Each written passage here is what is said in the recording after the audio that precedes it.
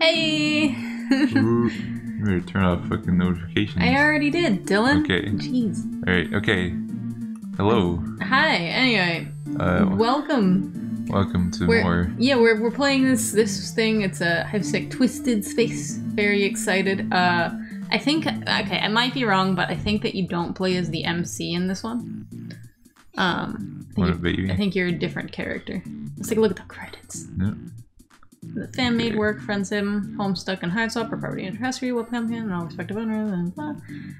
Have been transformed, are protected under fair use, self-created, thank you for playing. Made with Renpy. And then blah blah, blee blee. Yep. Whatever. Let's get into it. Okay. Into the meat. Ooh. Ooh. How exciting. Alright. So this is the new baby. How about it? It's cold. The wind cuts right through the scant rags you have on, chilling you to the bone. Teeth chattering, you trudge forward through the unfamiliar streets, surrounded by gaudy posters and unintelligible graffiti. Occasionally, swarms of drones fly overhead, shining crimson spotlights on the streets below. It's a miracle you haven't been caught yet, but maybe that's because they have bigger fish to fry. Judging by all the blood spatters on the gutters, there are a lot of criminals here. You'd say it's like if a dumpster fire was made into a city, but you hesitate to speak ill of dumpsters like that when you've been sleeping in one for several days. You stumble through somewhere that looks vaguely unexplored. Not easy to tell, since you can't read any of the street signs. Maybe you can find a tour guide, or a translator, or maybe a nicer dumpster to sleep in. I wonder what that says. This is old Alternian. Yeah, it's old Alternian. I see an E. What's that last word? It's... Oh lord, it's been a while. You can put the translations on the screen! How dare you. You find yourself in another alleyway. This one's plastered with graffiti too. But there's a big closed down building here. You've been around here long enough to recognize a bakery. Your nose is sharpened from many mealless days. You move to pry open the dumpster. Hopefully there's no one inside it this time. Oh! Okay. Let's see. So this is the rat. Oh my goodness. Alright, here we go. The Donnelly voice I'm gonna do. What? Hey! Watch where you're going, asshole! Where's that voice coming from? You scratch your head before figuring it's probably the moldy salami you ate 2 nights ago taking its toll. At least you're having some fun hallucinations before you die, I guess. Hey! Hello? Can you hear me? Motherfucker, you can't see me. Can you look down? Bad. You can't, yeah. Can't read you can't see me, can you? Can you? Look down. Whoops. You look down. Whoops. The little girl glowers up at you. Yay! Go find your own dumpster, dipshit. I found this one fair and square. Is this someone's baby? Did someone leave their baby in a dumpster? This world is more cruel than you thought. Are you some kind of living statue freak show? Did you escape the circus? What's with that weird hat? You adjust your hat self-consciously, attempting to sound calm and comforting. You explain that you mean no harm. You're simply trying to get some food for yourself. The girl looks unimpressed but marginally less on edge, just annoyed. She stuffs her loaf of bread into a garbage bag. You don't look like a troll. Are you a new drone type? Or you just have a weird horn congenial defect? What's your blood color? Do weird fuckers like you even have blood? Whatever, it's not like I'm supposed to be out here either. You better scram before the drones notice your conspicuous ass and get me cold too. Wow, she's so precocious and confusing. You tell her you have no idea what any of what she said means. Never mind, just don't give me trouble. That hand. Good hand. It's cute. You ask her if she is an authority figure who should be looking over her. She lets out a derisive snort. Do you mean custodians? If I'm running around on the streets in rags, rummaging through the dumpster, doesn't that answer it itself? The answer is no, technically. You don't know what janitors have to do with anything.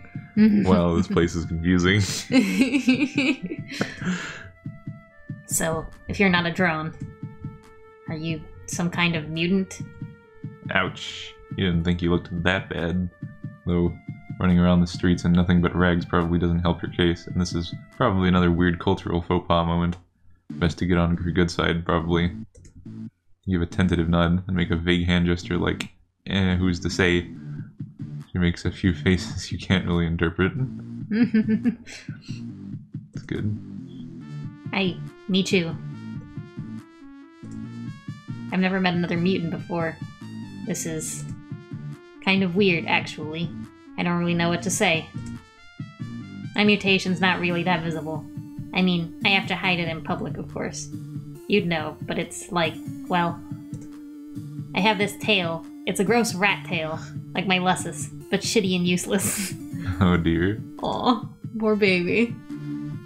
You'd think a mutation would give me cool powers or something, but no.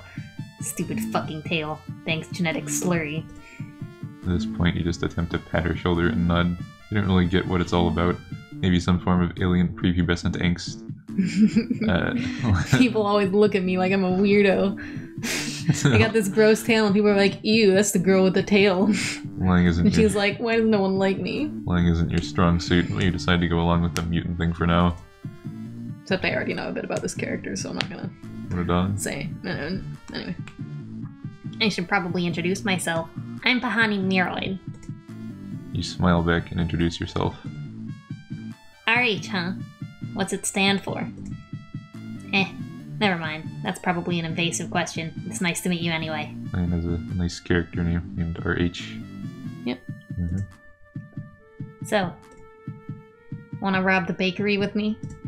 What? Floundering, you ask her to repeat herself. Maybe the salami is actually kicking in.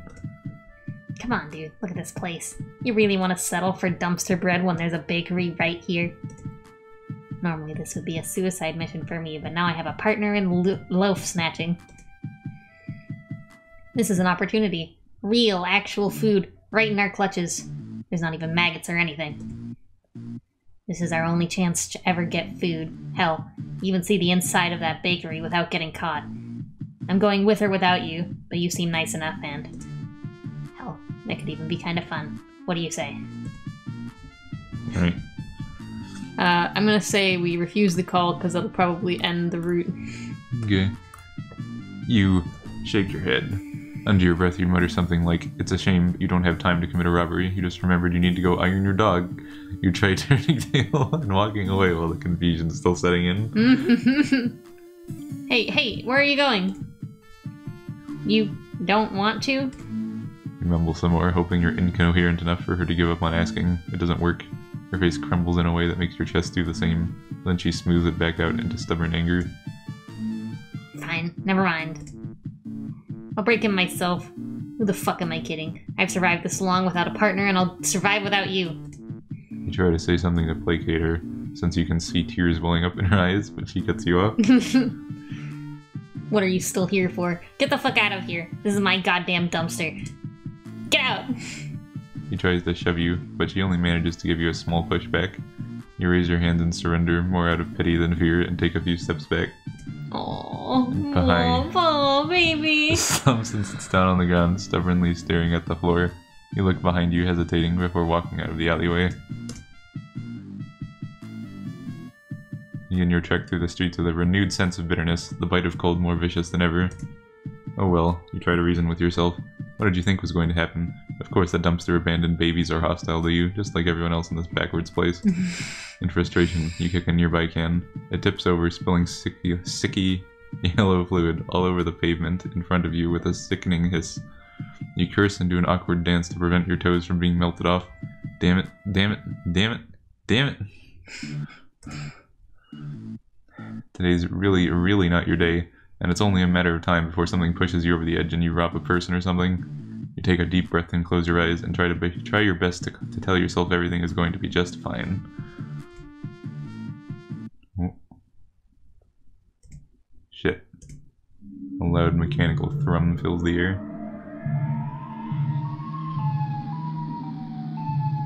Ooh. Oh god! Behind you, you hear a loud shriek. Immediately, you rush back towards the lot. Time for Pahani to die. Aww. It's being hoisted up by its tail by a massive metal drone, red spotlight shining from its eyes. The tiny troll is struggling in its grasp to no avail. The drone lets out a loud whir and announces loudly.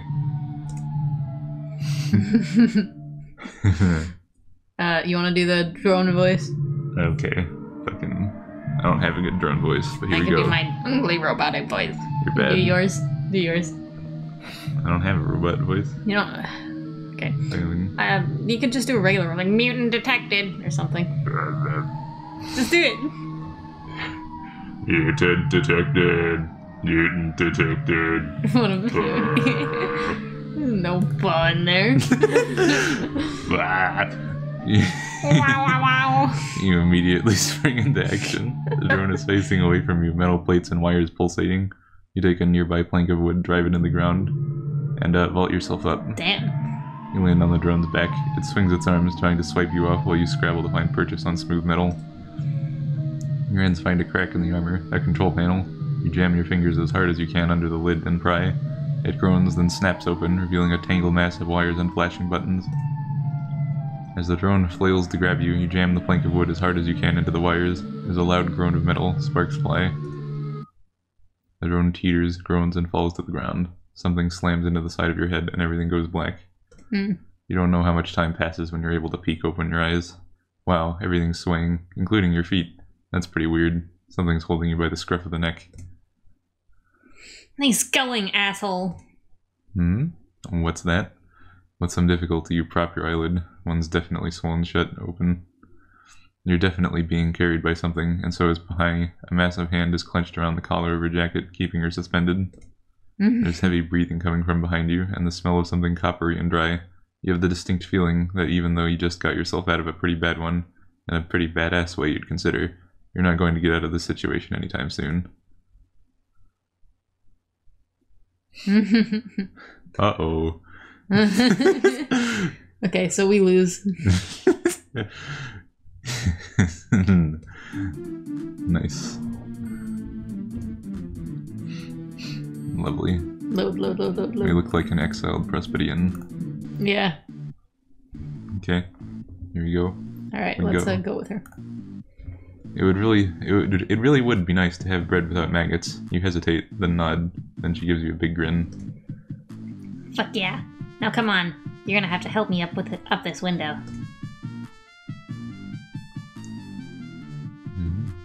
This is nicer art than, like, it has more scene stuff. It's cute. It's like cutscenes in it. Yeah. After a bit of fidgeting, both of you arrive. Holy crap. You dust some plaster off your shoulders and look around. Purple and green is a weird color combination, but it seems to be a trend with the places you visit. The place smells like fresh bread, which is wonderful, but also like dried blood, which is marginally less wonderful. Pahani immediately dives toward the cupcake displays and grabs several, stuffing them into her mouth with the fervor of a caged animal. You've never seen anyone eat so fast. After watching her devour 4 cupcakes and half a loaf of bread, you tap her shoulder hesitantly. As glad as you are that you found a food source, you aren't sure if it's healthy to consume at the same rate as a vacuum cleaner. Oh, anyway. What is it? You explain that maybe you shouldn't be grabbing stuff from store displays or anywhere noticeable, since the urge is tempting. After all, you don't want to be found out. Perhaps it'd be smarter to space out the food you take so it's less noticeable. Bah, I guess. She sprays purple crumbs from her mouth. Delicately, you place one of the cupcakes back. Wow, these things look delicious. You haven't actually gotten a chance to eat one of these things yet. Against your feeble better judgment, your stomach rumbles. Surely just one bite couldn't be too bad. Shh. You hear heavy footsteps outside. Shit, fuck. He drops her food and begins backing away from the door, bristling. Her eyes dart wildly from the locked entrance to the window you came from.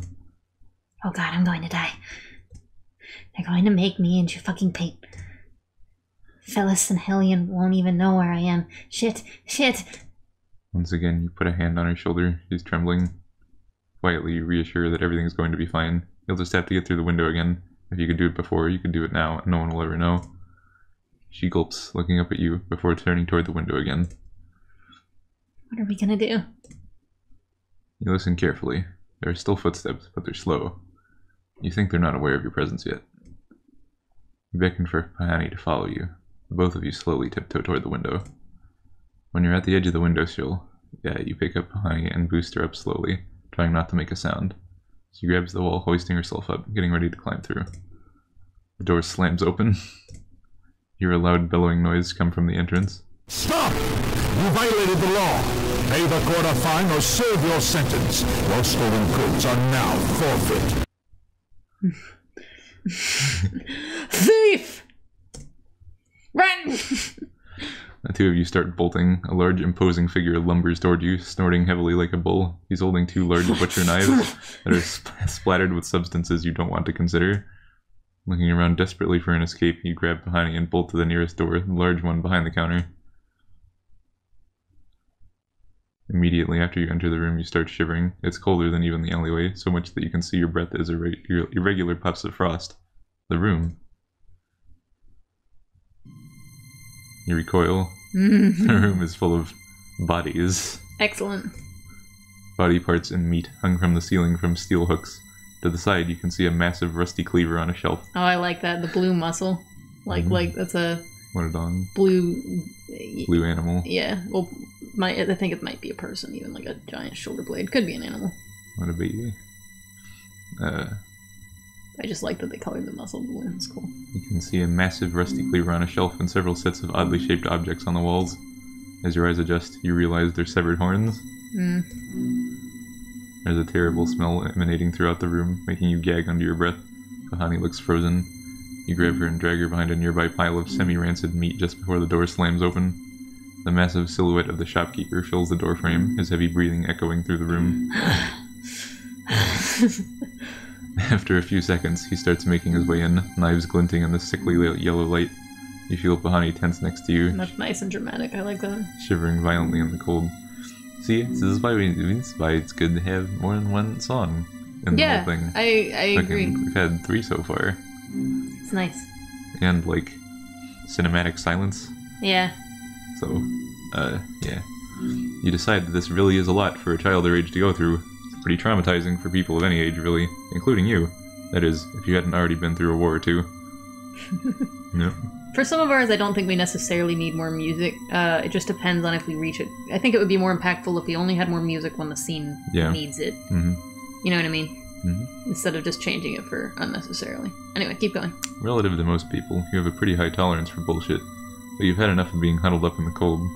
In cold, desolate places, hiding from large pursuers with pointy instruments, and being surrounded by foods of various quality being yanked out of your grasp at the last second.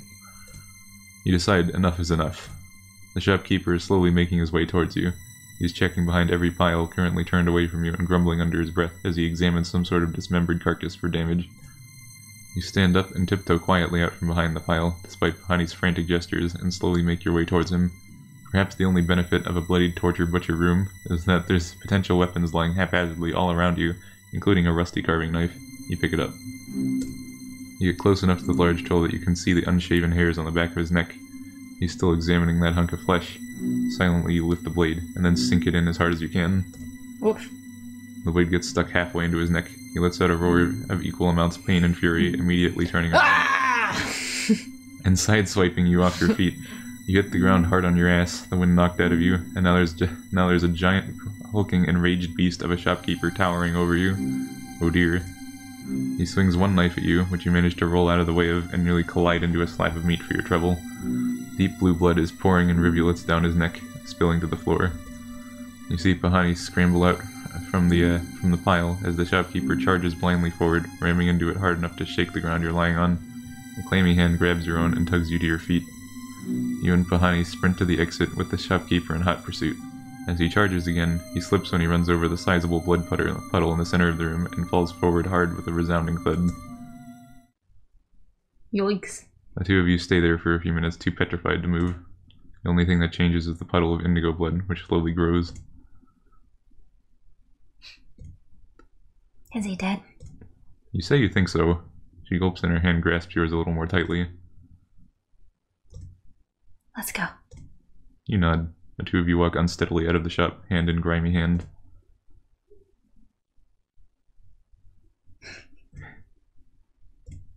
You gently ask if she's alright. Yeah, Yeah. She lets out a wavering sigh and puts a hand to your head. This whole fucking debacle is my fault. I can't believe I almost got us fucking killed within like 2 minutes of meeting you. I'm really fucking sorry for making you do this. You can leave if you want. You scoff. Made you do this?